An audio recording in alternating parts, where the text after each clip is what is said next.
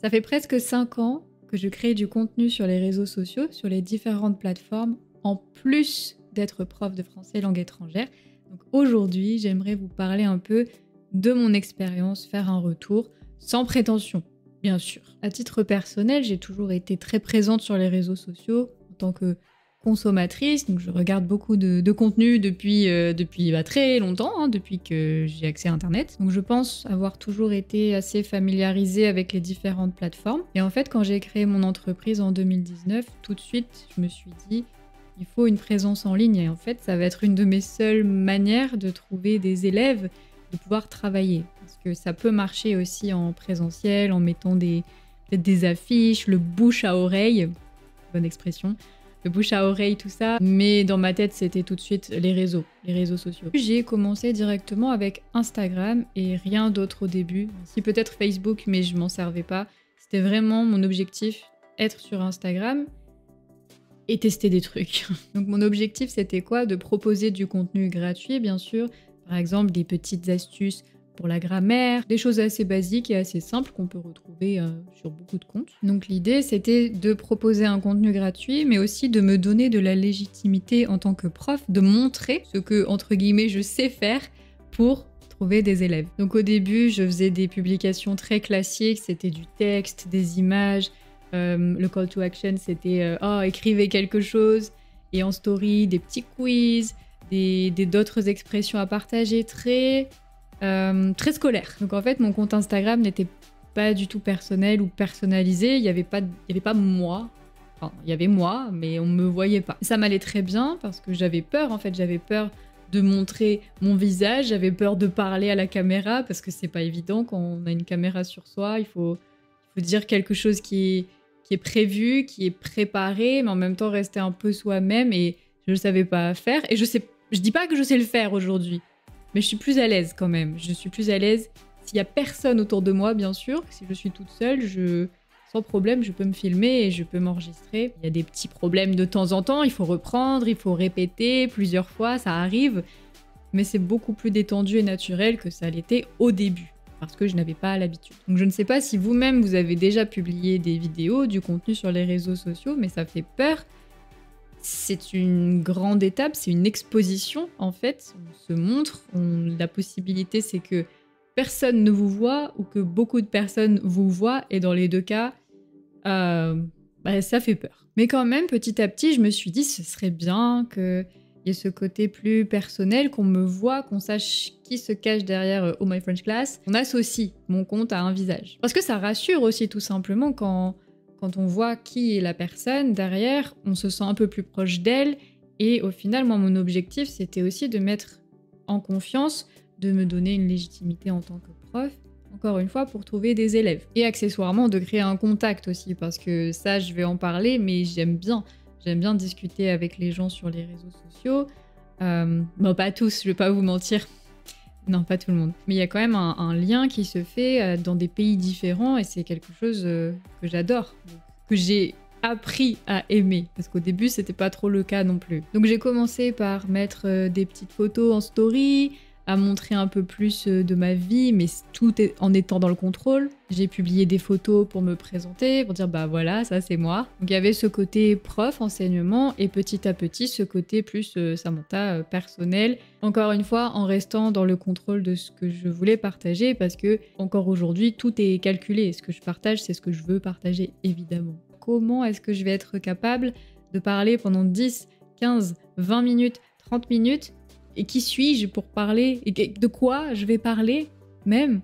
Et là, vous voyez, ça fait déjà 10 minutes que je tourne. Donc il y a eu aussi la période où je me suis lancée sur TikTok. C'est ma sœur qui m'avait conseillé de le faire en septembre 2020, je pense. Donc oui, on était sur Insta, TikTok, YouTube, il y a eu le podcast aussi, Twitch, un peu partout, parce que j'aime essayer des choses différentes. J'avais envie de tester tout un tas de choses. Après, on se rend compte petit à petit que c'est beaucoup de travail, beaucoup de temps, beaucoup de fatigue aussi. Et donc, il faut sélectionner. Après, on a eu le deuxième confinement de 2020. Et là, c'est là vraiment, je pense, j'ai pris la confiance et je me suis dit, vous savez quoi? Je m'en fous. Vous savez quoi? J'en ai rien à faire. Je vais poster ce que je veux poster. Je vais faire des blagues qui sont pas drôles. Je vais raconter ma vie sans vraiment raconter ma vie. Donc si vous avez connu les aventures incroyables sur Instagram, c'était à cette époque-là où je racontais des choses mais tellement inutiles qui n'ont aucun intérêt. Par exemple, je vais sortir les poubelles, j'ai croisé des voisins. Des trucs, c'est nul. Mais dans le vocabulaire quotidien, c'est important en fait. Il y a des personnes qui me l'ont dit après, qui me disent on connaît pas forcément ce vocabulaire alors que c'est quotidien. Et donc là, je me suis dit ah mais en fait c'est un bon concept, on va le continuer. Et je l'ai pas continué.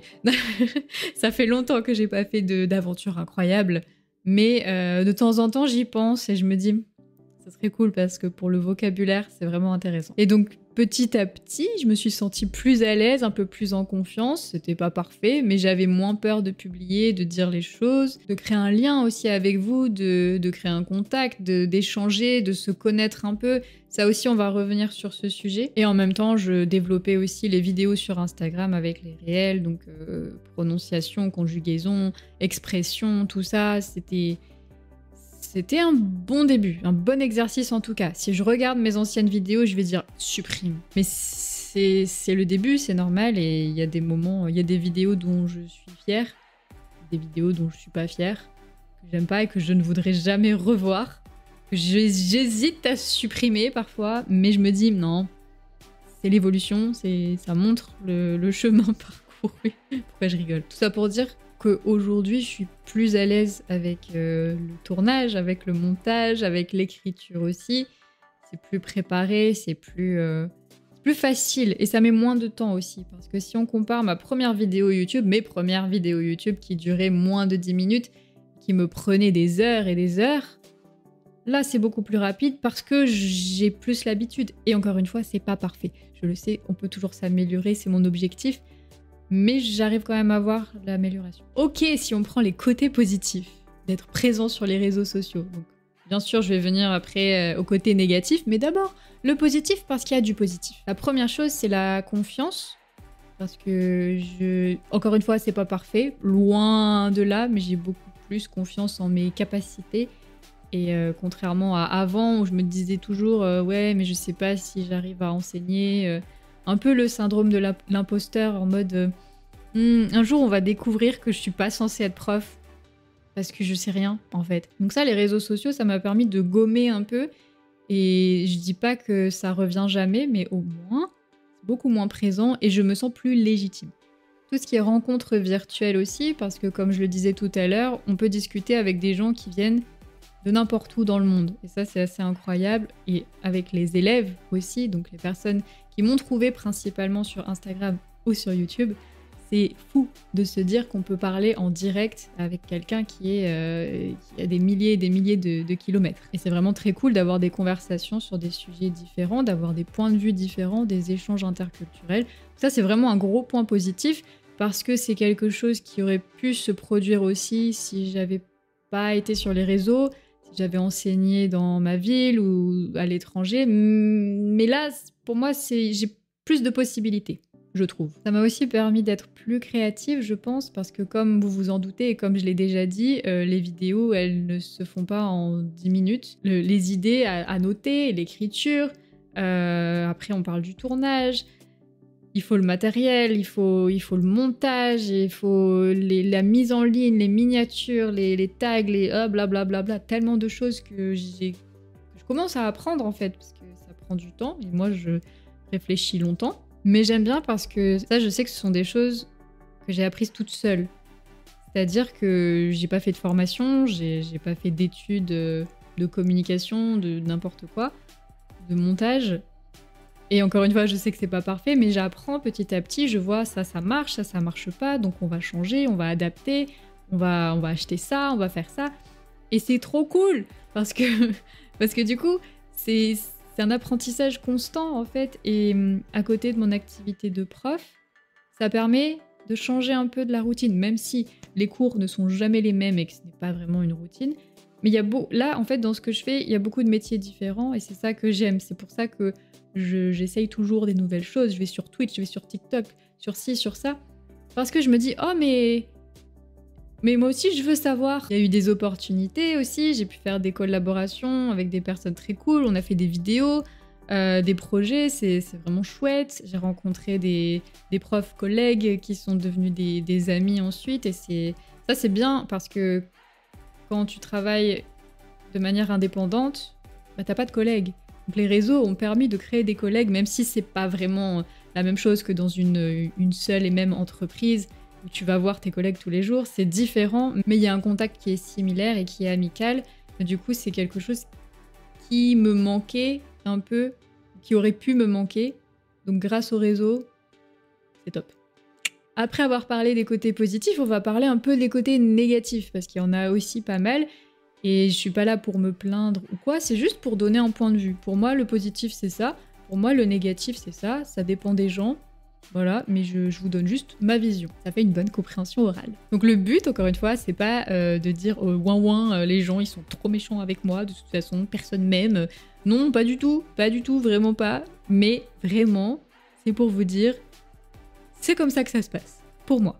Donc évidemment, on va commencer avec les commentaires négatifs. En général, 99% des commentaires sont gentils, sont positifs, ou sont juste des réponses aux questions que je peux poser dans les publications ou dans les vidéos, et ça c'est très cool. Mais il y a toujours ce petit pourcentage, mais il y a toujours ce 1% qui est présent et qui va publier des choses méchantes et qui ne sont pas vraiment des commentaires négatifs, mais plus des commentaires méchants, des choses qui ne sont ni constructives, ni utiles pour l'amélioration de mon contenu, qui sont gratuites. Voilà, donc c'est... Et on sait que c'est la minorité, donc c'est pas important. Et comme beaucoup de personnes me l'ont répété pendant ces 5 dernières années, c'est le jeu, tu t'exposes sur les réseaux sociaux, donc tu dois accepter qu'il y ait des personnes qui vont mal te parler, qui vont te dire des choses horribles, blablabla, t'insulter, c'est comme ça, c'est la vie, sinon tu ne t'exposes pas. Alors oui, je suis d'accord, c'est le jeu, c'est le risque, mais ça, dire des choses comme ça, c'est un peu justifié, c'est un peu dire bah oui, en fait, c'est normal, alors que non, c'est pas normal. Surtout qu'on imagine souvent que ce sont soit des jeunes, des très jeunes sur les réseaux sociaux qui vont dire ah t'es moche, va mourir, etc. Mais la réalité est tout autre. La réalité, c'est que ça peut être votre frère, ça peut être votre voisin, ça peut être votre meilleur ami qui paraît très intelligent et très sympathique comme ça. C'est vraiment n'importe qui, n'importe quel âge. Donc les commentaires négatifs, notamment sur le physique, je pense que tout le monde en a déjà eu, peut-être surtout les filles, honnêtement. Et je sais que c'est une projection des insécurités de la personne qui va dire ces commentaires. Faut pas prendre les choses personnellement, ça veut pas dire que c'est la réalité, ça veut pas dire que tout le monde pense pareil, et même si c'était le cas, ben c'est ma tête, c'est comme ça, vous voyez, je suis comme ça, c'est la vie. Donc on se dit ça, mais même en se disant ça, le fait d'être exposé à ce type de commentaires encore et encore, je dis pas que c'est tous les jours, je dis pas que c'est constant, mais c'est par période un peu. Il y a comme des vagues de haine, après c'est calme, après ça recommence. Donc quand on est dans une période de vague où on reçoit plusieurs commentaires, des photos, des vidéos, des insultes gratuites, enfin, on comprend pas tout ce qui se passe, c'est très bizarre, sans raison, vraiment, sans justification. Et on peut bloquer les personnes, on peut signaler, ce qui ne sert à rien en général, mais on voit quand même les messages. Donc moi, à force de voir les messages, même en me disant je m'en fous, ouais, je m'en fous. Je bloque, je m'en fous, je bloque, ok. Mais j'ai quand même ça dans la tête et que je le veuille ou non, ça reste. C'est le côté répétitif, en fait, qui va dire t'es comme ça, je pense ça. Et même si je connais pas la personne, je vais dire mais pourquoi c'est encore et encore? C'est peut-être vrai. Non, c'est pas vrai. Vous voyez? C'est pour ça que de temps en temps, quand il y a une vague un peu trop violente comme ça, je dis bon, on va se calmer, je vais disparaître, je vais me faire oublier. Parce que pour moi, c'est trop. Et j'ai plus le plaisir de publier, en fait, ou de regarder mes messages, ou de répondre. Je me dis, bah, non, je vais faire une pause, vacances. Donc il y a ces commentaires-là, je parlais des photos, des vidéos, il y a des choses extrêmement déplacées. On peut tout témoigner de choses assez dégueulasses, hein, pour rester poli. Il y a ce côté un peu lâcheté qui fait que certains se sentent pousser des ailes, expression, et s'autorise en fait à dire des choses qu'ils ne pourraient pas dire dans la vie réelle, insulter, des menaces de mort, ce que vous voulez, sans raison. Et le moment où tu réponds, parce que ça m'arrive de répondre, je réponds pas toujours, mais parfois ça m'énerve tellement que je me sens obligée, ils te disent « Ah, mais je pensais pas que tu verrais, je pensais pas que tu répondrais. » Et moi, ça, c'est un mystère, parce que je me dis « Mais à quelle heure ? À quelle heure, en fait, tu te dis « Ok, même si elle voit pas, ça me paraît être bien de faire ça. » Bah non, c'est pas bien, du coup. Mais quel est le problème? Donc en fait, moi, j'ai un rêve, c'est de pouvoir étudier ces gens-là. Donc s'il y a quelqu'un qui veut faire une étude avec moi, je veux, parce que ça m'intéresse tellement, c'est ce côté psychologique de se dire je vais l'insulter. Je veux savoir ce qui se passe dans votre tête. Je veux. Après, un autre côté un peu négatif, c'est la relation parasociale. Donc si vous connaissez pas, en fait, c'est une relation qui va que dans un sens. Et en général, c'est des choses qui se passent avec des célébrités, parfois des personnages aussi de films, de séries. Et je dis pas du tout que je suis quelqu'un de connu, loin de là, mais juste que je ressens un peu ça parfois. Je vais vous donner un exemple tout de suite. Donc, dans ce que je partage, comme je vous le disais, parfois il y a un peu de ma vie, encore une fois, qui est contrôlée. Parfois j'oublie ce que j'ai posté, ça fait longtemps. Et il y a des gens sur Instagram que je ne connais pas, donc à qui j'ai parlé peut-être une ou deux fois, je ne connais même pas leur prénom en fait, qui sont capables de me dire « Ah oui, t'avais dit ça, ah oui c'est vrai », de rigoler un peu avec moi en disant « Ah oui, mais t'es comme ça parce que t'avais dit ça » et « Ah oui, c'est vrai, tu te rappelles », comme une création de souvenirs en fait qui a que eux qui... ça marche que chez eux.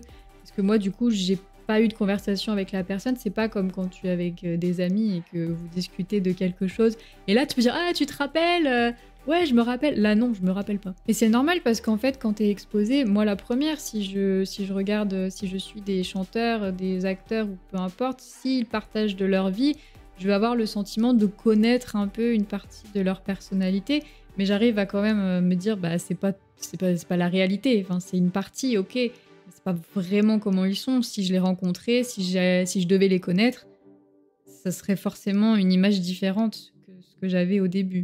Donc là où ça me gêne un peu, c'est quand il y a des personnes qui se permettent de me dire ou de me contredire en me disant non, t'es pas comme ça, t'es plus comme ça. Ou bah non, en fait, moi je pense pas parce que t'as dit ça, donc je sais comment tu es. Et non, en fait, vous me connaissez pas, vous connaissez ce que je vous montre. Et encore une fois, même si c'est une partie de moi, c'est vrai, hein, je suis pas en train de jouer un rôle, vraiment pas. Mais c'est pas tout, moi. Il y a pas beaucoup de gens qui me connaissent vraiment. Donc le côté blague, on peut rigoler, ça passe, mais il y a des côtés un peu piquants qui sont un peu déplacés, sachant que moi, je ne vous connais pas. Donc imaginez en fait l'inverse. Quelqu'un dans la rue qui sait beaucoup de choses sur vous et qui rigole avec vous, fait « Ah ouais, t'es trop bête parce que t'as dit ça. » Quoi? Mais parle mieux en fait, t'es qui? Mais t'es qui? On se connaît. Donc ça fait toujours un peu bizarre de recevoir des messages comme ça en disant Ah ouais, je te connais. Non, tu me connais pas. » Donc pour moi, c'est un côté négatif, mais je suis pas en train de faire ouin encore une fois en disant je suis trop nulle de toute façon. C'est juste mon ressenti. Mais ça m'intéresserait de connaître un peu votre avis, votre vision des choses sur les réseaux sociaux, sur tout ça. Donc n'hésitez pas, on va en discuter dans les commentaires, bien sûr. Pour terminer cette longue vidéo, je parle encore beaucoup, comme toujours, les perspectives d'avenir, oulala, par rapport aux réseaux. Je pense que je l'ai déjà dit plusieurs fois, mais en fait, je me verrai pas arrêter d'être prof. Je me verrai pas non plus arrêter de faire du contenu, parce que j'aime trop les deux. Et même si parfois, quand j'ai trop de cours, quand j'ai beaucoup de cours, j'ai moins le temps pour créer du contenu, ou inversement, j'aimerais trouver un équilibre entre les deux, mais combiner les deux parce que c'est ça qui me donne la motivation et qui me permet de travailler différentes choses au niveau de la créativité. Donc voilà, c'était ça mon petit point de vue sur ma présence sur les réseaux sociaux depuis que je crée du contenu. C'est vraiment sans aucune prétention, je sais que c'est pas du tout parfait ce que je propose, ça le sera jamais, mais je veux continuer à m'améliorer et continuer à découvrir un peu les nouvelles choses, comment ça se passe, tout en gardant le côté prof, évidemment. Donc voilà. Est-ce que vous avez déjà créé du contenu? Est-ce que vous aimeriez en créer? Quel est votre avis par rapport à tout ça? Dites-moi tout dans les commentaires, on va discuter. Et en attendant, je vous dis à très bientôt pour une nouvelle vidéo.